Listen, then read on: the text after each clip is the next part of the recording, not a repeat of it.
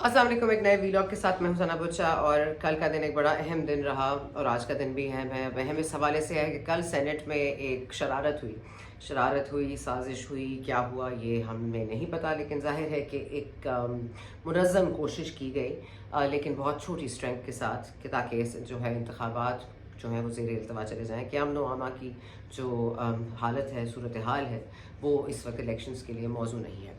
अब हुआ क्या है एग्जैक्टली ये हुआ है कि 14 सेनेटर्स हैं जो मौजूद हैं। जुमे की नमाज़ है, उसके बाद बाकी सेनेटर्स जैसे नमाज़ पढ़ के शायद घर चले जाएँ, सेशन नहीं है तो कोरम पूरा नहीं था। 14 सेनेटर्स थे। संजरानी साहब जो कि चेयरमैन सेनेट हैं, उनके कमरे में बैठे हुए थे। कहा जाता है कि इलेक्शन मुहिम पर बात हो रही थी, इलेक्शन वेयरिंग पर बात हो रही थी, कैंपेनिंग पर बात हो रही थी। इन तमाम तर चीज़ों के बावजूद अचानक 45 मिनट बाद उन्होंने एक करारदाद को पेश किया, जो कि 14 सेनेटर्स में से 13 ने मंजूर किया। और ये एक करारदाद थी कि अमन व अमा की जो सूरत हाल है वो ठीक नहीं है। इस वजह से इलेक्शंस 8 फरवरी को, जिस तरह से पहले बता दिया गया है, वो ना हो पाए। अब एक सेनेटर है उसमें से जिनका शायद जो कि मर्द हुर्रियत हैं, जो मेरा ख्याल है कि जिन्होंने अपनी ज़मीर की आवाज़ पर लब्बैक कहा, और हम चाहेंगे कि उनकी ज़मीर की आवाज़ ऐसे ही बुलंद बांग रहे, ताकि ऐसे जो इक़दामात किए जाते हैं उनकी नफ़ी करने के लिए कोई हमेशा मौजूद रहे। इसके बाद इस मुल्क में आप देखें तो इतनी तेज़ी से चीज़ें होती हैं, और इतनी तेज़ी से होती हैं कि दिमाग दंग रह जाता है कि क्या हुआ। और कुछ चीज़ें इतनी स्लो हैं, इतनी आहिस्ता आहिस्ता होती हैं कि आपको पता ही नहीं चलता कि कैसे हो गई। तो अब अगर हम कल देखें कि तेज़ी कितनी थी, कि 45 मिनट के अंदर अंदर आपने एक करारदाद पेश की, आपने करारदाद मंजूर करवा ली, उसके बाद वो जो उनके मुतल्लिका दफातर है वहाँ पर पहुँच गई, मुतल्लिका मीडिया तक पहुँच गई, और उसके बाद तो एक ट्रेंड भी शुरू हो गया ट्विटर पर कि पहले अमन फिर इंतखाबात। तो ये जो हमारे सेनेटर हजरात हैं, अब इनके ऊपर क्या जाइए, लेकिन इनको भी पता था कि ये जो नॉन बाइंडिंग किस्म की इन्होंने एक सेनेट में करारदाद मंजूर कर ली है, ये इलेक्शंस पर कोई खातिर कोई डिफरेंस नहीं लेकर आएगी, लेकिन that didn't stop them from doing what they did. तो इसका फिर मकसद क्या था? मकसद ये, अगर हमें बार बार बताया जाता है कि हमारी पॉलिटिकल पार्टीज, चाहे वो नून लीग हो, वो कह रही हैं हमें इलेक्शंस चाहिए, पीपल्स पार्टी को इलेक्शंस चाहिए, पीटीआई इलेक्शंस के लिए तैयार है, जमात इस्लामी को इलेक्शन चाहिए, एमक्यू में इलेक्शन चाहिए, हर किसी को इलेक्शन चाहिए, यहाँ तक कि हमारे सिपा सालार और हमारे चीफ जस्टिस पाकिस्तान को भी इलेक्शंस 8 फरवरी को चाहिए। फिर मकसद क्या है इन शरारतों का, और इन मकासद क्या होते हैं इनके पीछे? तो वो ये होते हैं कि ऐसे एक तरह से डीरेल कर दें चीज़ों को, कंफ्यूजन मचा दें, वाटर्स को टेस्ट करें कि इससे होगा क्या अमन व अमा की सूरत ऐसे हो जाएगी, वैसे हो जाएगी। तो अमन व अमा की सूरत हाल को तो बतदरीज हम मैनेज करने की कोशिश कर रहे हैं, बेहतर हो रही है, लेकिन ज़ाहिर है कोई गारंटी तो नहीं कर सकता कि किस दिन क्या होगा। इस मुल्क में कोई अपनी ज़िंदगी की भी ज़मानत नहीं दे सकता कि सुबह घर से निकलेगा तो शाम को लौटेगा कि नहीं। और इस पूरे असना में हम देख रहे हैं कि बहुत सारी चीज़ें ऐसी हो रही हैं जो कि शरारतन हो रही हैं, लेकिन ये शरारत क्यों, मकसद क्या? तो संजरानी साहब जो चेयरमैन सेनेट हैं, उनके हवाले से क्या कही है कि संजरानी साहब एक ऐसे मंजे हुए सियासतदान हैं, और मुझे तो पता नहीं कि उनके पास क्या कीदर संगी है, कि आप देखें तो वो उनके ड्राइंग रूम में हर सियासतदान के साथ उनकी तस्वीर है। इमरान खान साहब के साथ उनकी तस्वीर है, पीटीआई के साथ वो फ्रेंडली हैं, जरदारी साहब के वो करीब हैं, नून लीग से वो, मतलब हर किसी को खुश रखना जानते हैं। तो क्या ये खुश रखने की जो कल ये हरकत हुई है, शरारत हुई है, उसमें क्या इनको खातिर खा कामयाबी मिली? नहीं मिली। उसके बाद मैं जिस पॉइंट पर आना चाहती हूँ वो पॉइंट कुछ यूँ है कि आज फिर जो सेनेटर मुश्ताक हैं जमात इस्लामी के, उन्होंने फिर इस करारदाद को कालअदम कराने के लिए एक और करारदाद पेश की, और उसके बाद ज़ाहिर कोरम पूरा होने के बाद ये बात बार बार कही जाएगी। लेकिन ये सेनेट की करारदाद मंजूर होने से इलेक्शंस पर नहीं फ़र्क पड़ता।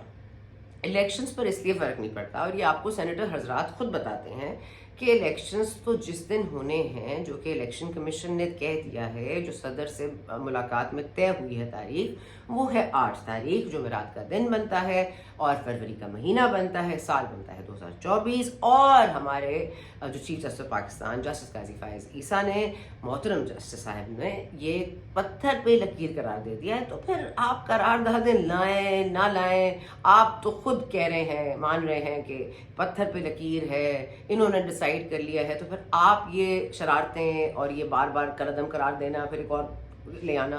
یہ دیکھیے سینٹ کے جو سیشنز ہیں، یہ جو سینٹ کو کام کرنا چاہیے، تو ہمیں یہ دیکھنا پڑے گا کہ سینٹ کا آخر ہمیں یوز کیا ہے، سینٹ کیا ہمیں دیتی ہے، سینٹ ہمارے ملک میں کیا کرتی ہے. ہم ایک ایسے ہاؤس کو چلا رہے ہیں جس ہاؤس میں اس طرح کی شرارتیں ہوتی ہیں کہ جس پر میجورٹی ہوتی ہے وہ چیئرمین نہیں بنتا، مائنورٹی کیسے میجورٹی میں کنورٹ ہو جاتی ہے، کیسی شرارتیں ہوتی ہیں، باپ پارٹی کیسے آتی ہے، آزاد ارکان کب اپنے رولز ادا کرتے ہیں، اور پھر ایک نہ ایک کوئی شرارت کرنے کے لیے یہ سینٹ موجود رہتی ہے. تو یہ سینٹ جو ہے، یہ جو بنی ہوئی ہے ہمارے ہاں، تو یہ کوئی الیکٹڈ نمائندے نہیں ہیں، یہ سلیکٹڈ نمائندے ہیں جن کی وفاداری یا رشتہ داری، کسی کے سمدھی ہوں آپ سینٹ میں سینیٹر ہوں گے، کسی کے وفادار ہیں آپ کو سینیٹرشپ دے دی جائے گی. جہاں یہاں تک کہ جو مخصوص خواتین کے حوالے سے جو بھی سیٹیں ہیں وہ بھی ظاہر ہے کہ اسی طرح نہیں دے دی جاتی کہ کوئی ان میں کوئی ملک میں کوئی بہت اوور ٹرن کر دیں گی وہ چیزوں کو خواتین کے حوالے سے. تو یہ پاورز جو ہیں، یہ جو سینٹ کو دیے جاتے ہیں یا جتنی ہم مراعات دیتے ہیں، یہ غریب ملک کی ضرورت نہیں ہے. یہاں تک کہ ہم جو بات کرتے ہیں سینیٹر اپر ہاؤس، اب آپ کو بتائیں ایران سے لے کے نیوزی لینڈ، ترکی سے لے کے سویڈن، کرویشیا، پیرو، ان سب نے اپنا اپر ہاؤس ختم کر دیا ہے. They have done away with it because اس کی ضرورت نہیں ہے. آپ کا کام، آپ کا رول ہی کوئی نہیں ہے. ہم اتنی مراعات دیں، ایک ہاؤس چلے صرف شرارتوں کے لیے، ایک دو آزاد امیدوار جب ان کے ووٹ کہیں بھاری کرنے ہوں تو یہ شرارت کے لیے کام آ جائیں. تو اس حوالے سے ہمیں نہیں لگتا کہ ایک سینٹ کی ضرورت موجود ہے. تو اس پر آگے والی پارلیمنٹ کو، میرا تو خیال ہے اس پر تجویز پر غور کرنا ضروری ہے کہ ہمیں سینٹ کی واقعی ضرورت ہے. Should we do away with the upper house اور not in a robust political democratic system. ویسے بھی یہ جو سینٹ ہے اس کی کوئی ورکنگ سپیس ہے نہیں.